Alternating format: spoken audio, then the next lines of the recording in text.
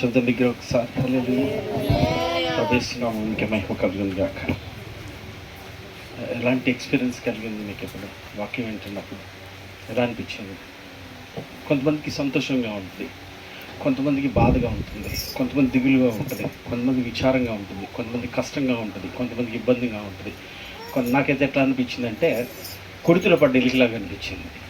ఎక్కడ పడ్డా ఈ మాత్రం లెగుద్దామన్నా లేకపోకుండా గిలగిల కొట్టుకున్నట్టు అనిపించేసింది.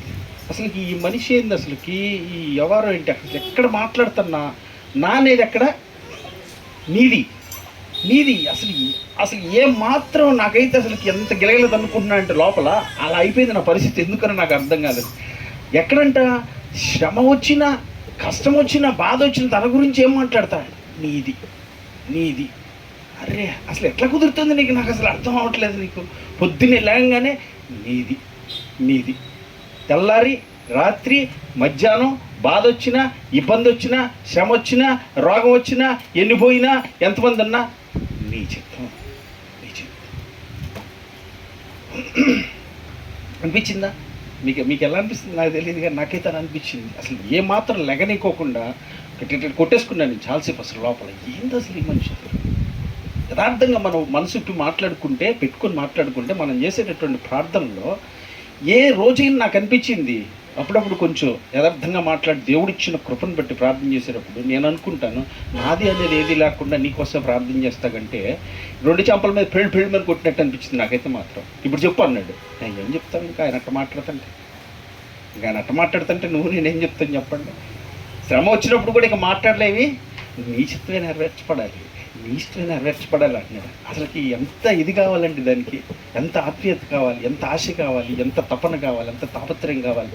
ఈరోజు నిజంగా అంత ఆశతో, అంత తపనతో, అంత తాపత్రయంతో మనం బ్రతుకుతున్నామా, నిజంగా మనం ఉంటున్నామా అంటే ఆయన అది అనుభవించాడండి. రుచి చూసి, యెహోవా ఉత్తముడని రుచి చూసి తెలుసుకున్నాడండి. ఆ ఆజ్ఞను అనుసరించి నడుచుండే ధైర్యం, ఆ సంతోషం, ఆ నిబ్రత, ఆ నిరీక్షణ చూసావా?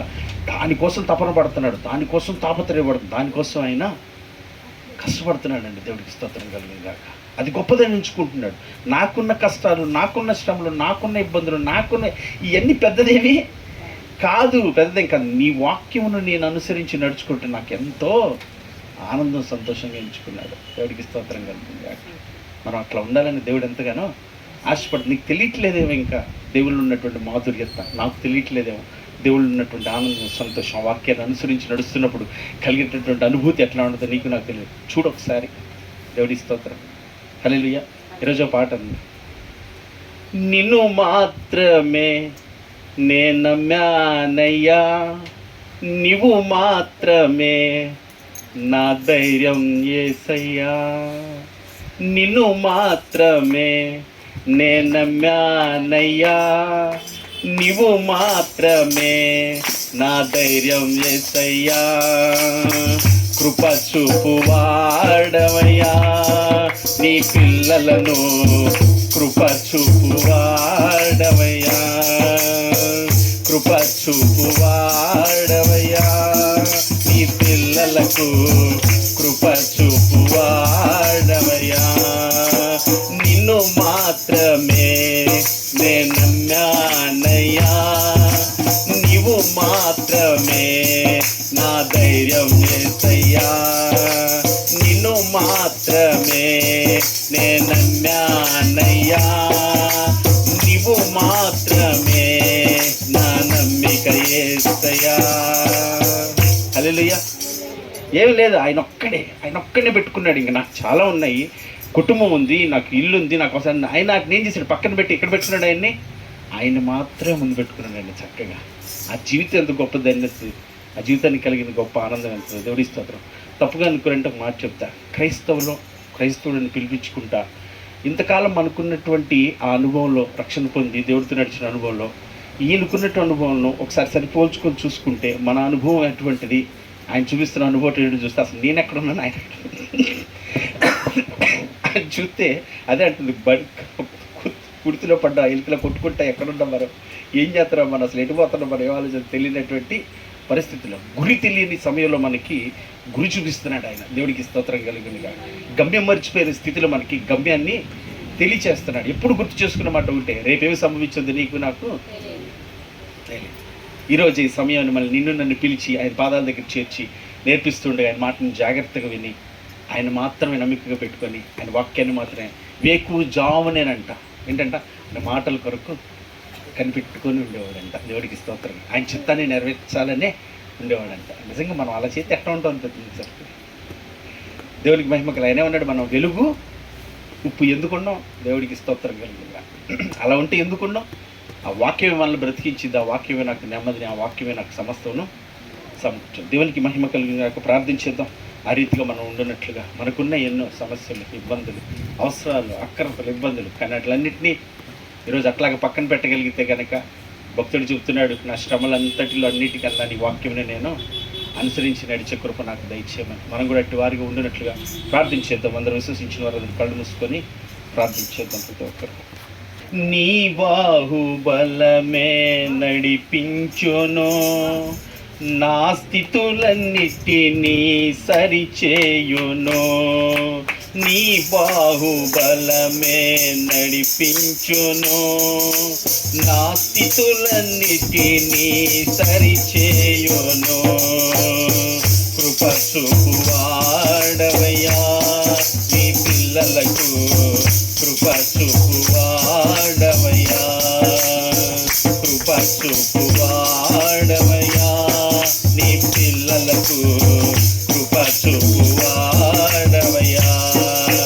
నిన్ను మాత్రమే నే నమ్మానయ్యా, నీవు మాత్రమే నా ధైర్యం చేసయ్యా. నిన్ను మాత్రమే నే నమ్మానయ్యా, నీవు మాత్రమే నా ధైర్యం చేసయ్యా. దేవునికి మహిమ కలుగును గాక.